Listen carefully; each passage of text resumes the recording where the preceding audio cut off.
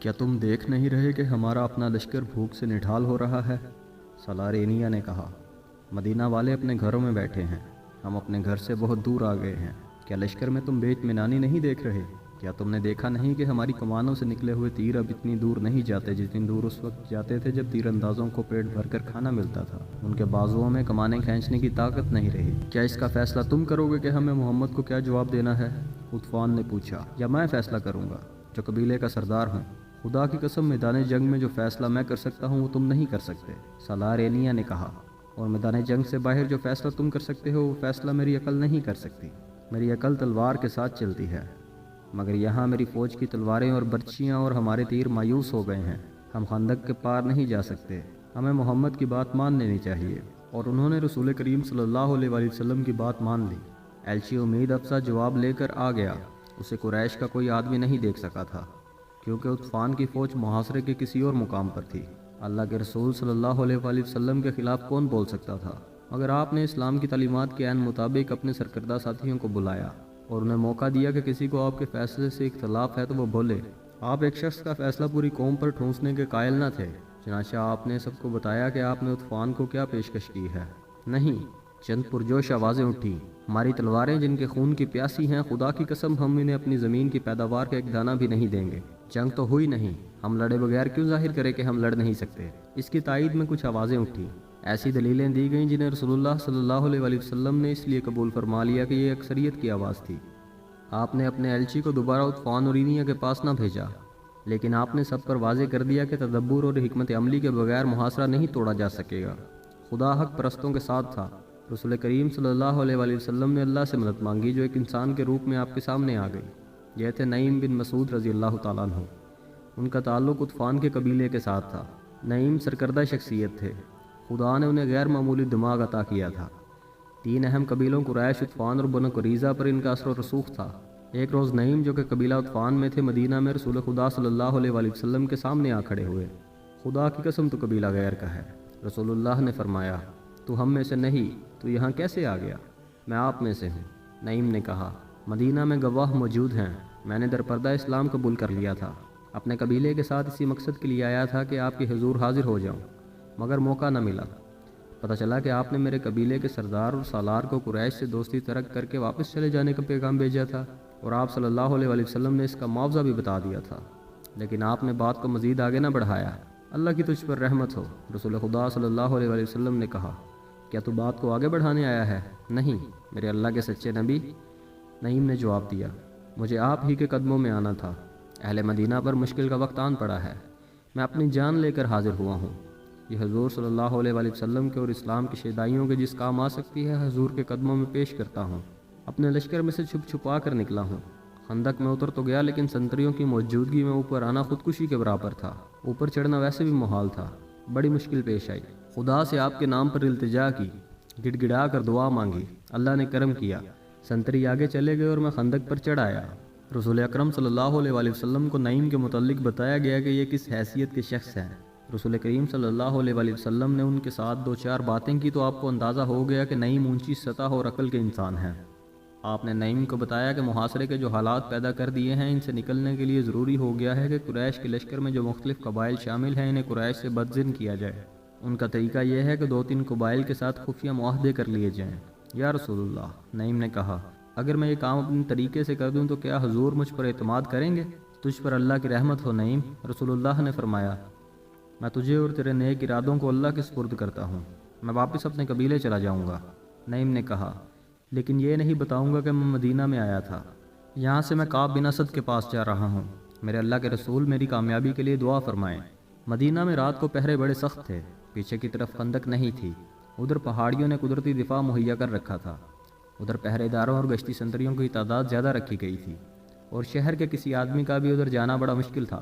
رسول اکرم نے نعیم کے ساتھ اپنا ایک آدمی بھیج دیا تاکہ کوئی سنتری انہیں روک نہ لے۔ یہ آدمی نعیم کو شہر کے باہر تک چھوڑ کر واپس آ گیا۔ رات کا پہلا پہر تھا جب نعیم بنو قریظہ کی بستی میں کعب بن اسد کے دروازے پر پہنچا۔ دروازہ غلام نے کھولا۔ تم مجھے اچھی طرح جانتے ہو نا کعب؟ نعیم نے پوچھا۔ نعیم بن مسعود کو کون نہیں جانتا؟ کعب نے کہا، غطفان کے قبیلے کو تجھ جیسے سردار پر بہت فخر ہوگا۔ کہو نعیم، رات کے اس پہر میں تمہاری کیا خدمت کر سکتا ہوں؟ میں نے 10 دنوں کی مہلت مانگی تھی، ابھی تو 6-7 دن گزرے ہیں۔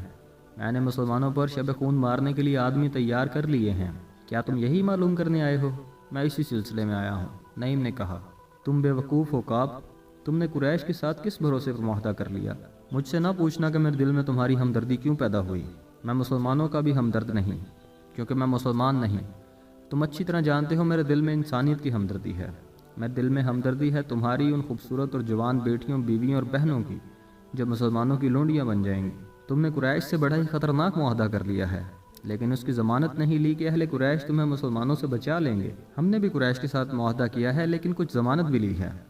کیا قریش جنگ ہار جائیں گے؟ کعب بن اسد نے پوچھا۔ وہ جنگ ہار چکے ہیں، نعیم نے کہا۔ کیا یہ خندق انہیں شہر پر حملہ کرنے دے گی؟ قریش کے لشکر کو بھوک نے بے حال کرنا شروع کر دیا ہے۔ میرا قبیلہ بھوک سے پریشان ہو گیا ہے۔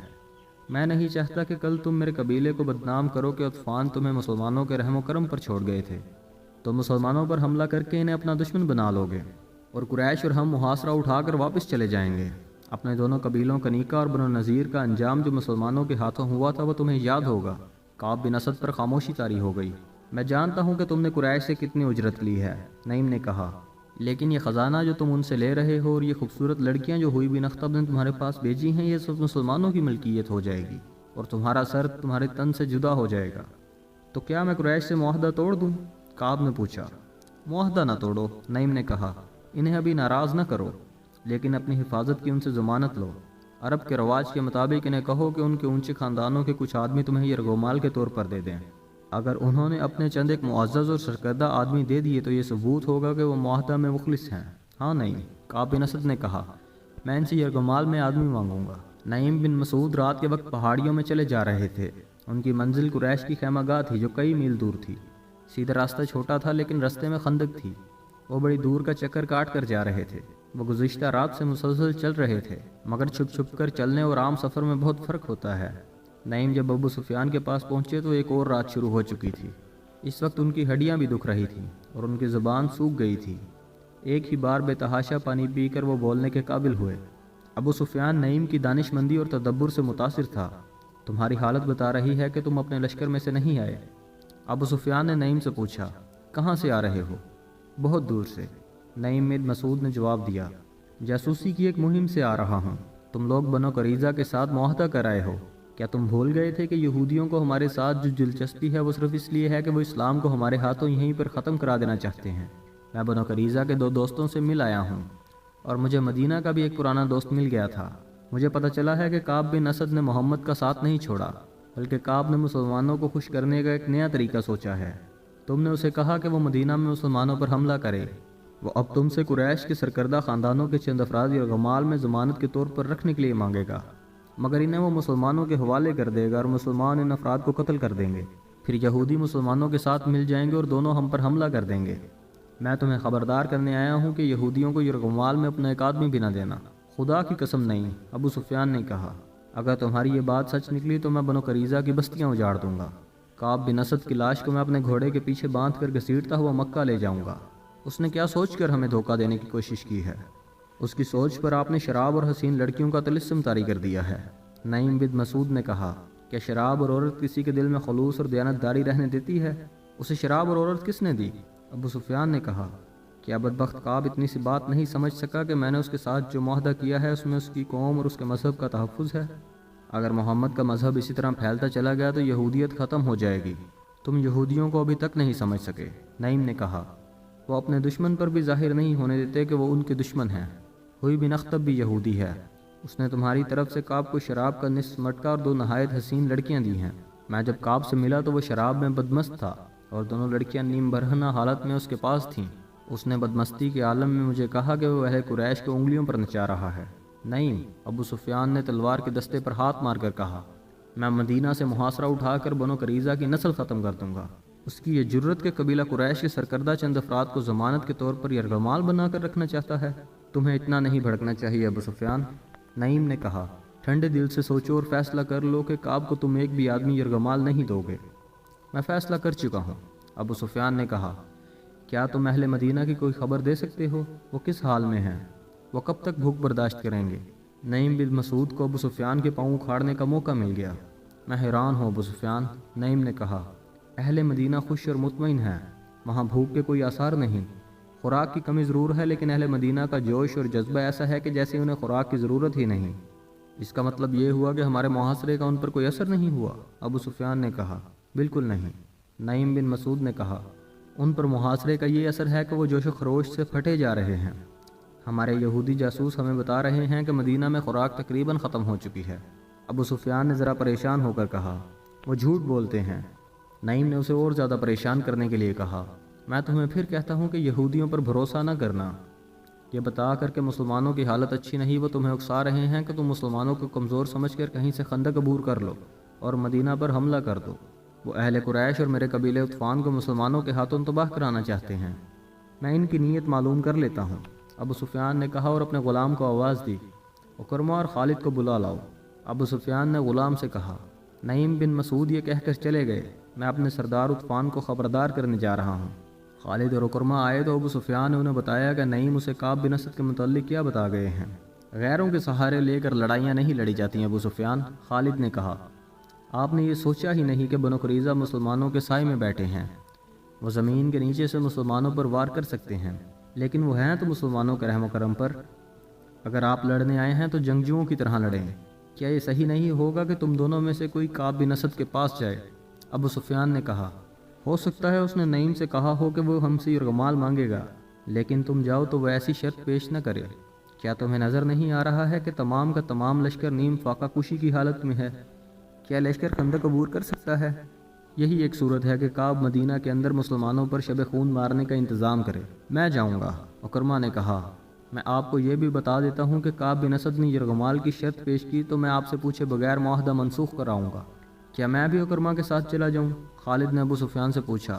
اس کا اکیلے جانا ٹھیک نہیں ہے۔ نہیں، ابو سفیان نے کہا، اگر خطرہ ہے تو میں 2 سالار ضائع نہیں کر سکتا۔ عکرمہ اپنی حفاظت کے لیے جتنے لشکری ساتھ لے جانا چاہتا ہے لے جائے۔ عکرمہ اسی وقت روانہ ہو گیا۔ اس کے ساتھ 4 لشکری تھے۔ اسے بڑی دور کا چکر کاٹ کر بنو قریظہ تک پہنچنا تھا۔ وہ جمعہ کی رات اور تاریخ 14 مارچ 627 عیسوی تھی جب عکرمہ خندق سے دور چلتا شیخین کے سلسلہ کوہ میں داخل ہوا اور کعب بن اسد کے گھر پہنچا۔ کعب کو معلوم تھا کہ عکرمہ کیوں آیا ہے۔ او عکرمہ، کعب بن اسد نے کہا، میں جانتا ہوں کہ تم کیوں آئے ہو۔ تمہارے آنے کی ضرورت نہیں تھی، میں نے 10 دن کی مہلت مانگی تھی۔ کعب بن اسد نے اپنے غلام کو آواز دی۔ غلام آیا تو اس نے غلام سے شراب اور پیالے لانے کو کہا۔ پہلے میری بات سن لو کعب، عکرمہ نے ڈوٹوک لہجے میں کہا، میں شراب پینے نہیں آیا، مجھے بہت جلدی واپس جانا ہے۔ ہم محاصرے کو اور زیادہ طول نہیں دے سکتے۔ ہم کل مدینہ پر حملہ کر رہے ہیں۔ تمہارے ساتھ ہمارا جو معاہدہ ہوا ہے اس کے مطابق تم مدینہ میں ان جگہوں پر جو ہم نے تمہیں بتائی ہیں کل سے حملہ شروع کر دو۔ ہمیں یہ بھی معلوم ہوا ہے کہ تم نے ظاہری طور پر ہمارے ساتھ معاہدہ کیا ہے، لیکن درپردہ تم نے وہ معاہدہ قائم رکھا